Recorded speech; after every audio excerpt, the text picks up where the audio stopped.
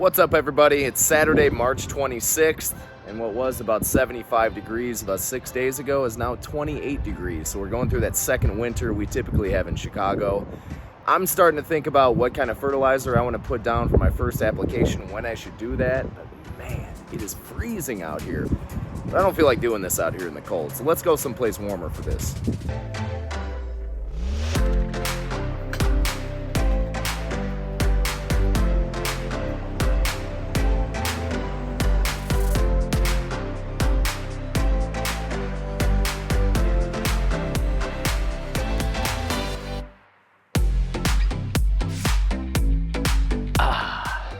That's better.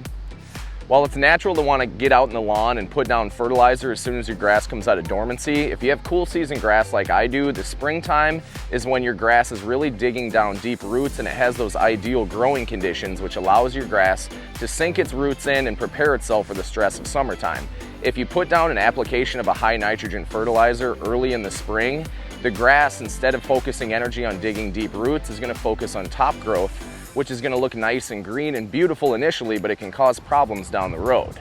Instead, if you can wait and hold off, the grass is going to be able to thrive throughout the springtime without the use of any fertilizers. So while recommendations on bags of fertilizers are going to say to put them down at certain times, you got to remember those companies make more money off you buying more of their product.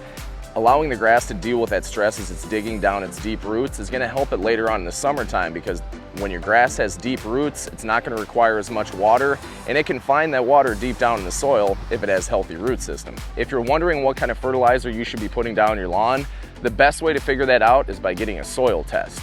Unless you test your soil, you're really just guessing on what you need to put down into your grass. So getting a soil test, seeing what the results are, and trying to amend any of those issues that you have deficiencies in or any levels that come back low, that's your best plan of action when it comes to fertilizing this spring or throughout the entire season.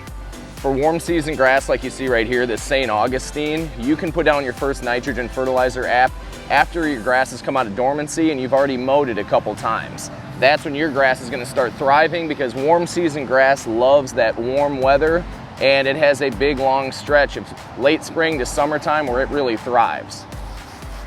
The optimal time for fertilization of cool season grass is during the fall, because that's when the grass is going to soak up those nutrients and build up that strength that it needs to get through the stresses of wintertime. And if you do that, it's going to have all the energy and all the nutrients it needs for that flush of growth that comes in the spring.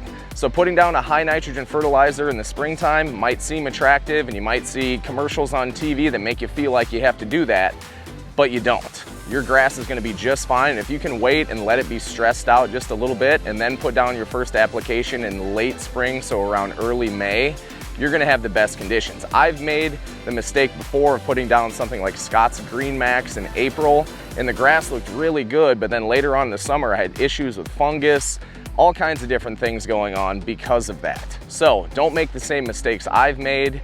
One cultural practice that you can use that's really going to strengthen up your grass is mulching your grass clippings. If you can cut with a sharp blade and only cut off 1/3 of your grass plant, that clips off the end of the grass, and that's where the lateral growth suppressant of your grass is. Meaning, once you clip that off, it's going to start growing more laterally, and it's going to turn into a nice, thick turf where weeds aren't going to be able to come in, and it's going to be exactly what you're looking for. So cutting off 1/3 of that grass blade and mulching your clippings, if you do that, it's going to return nitrogen back into the soil, which is like fertilizing naturally.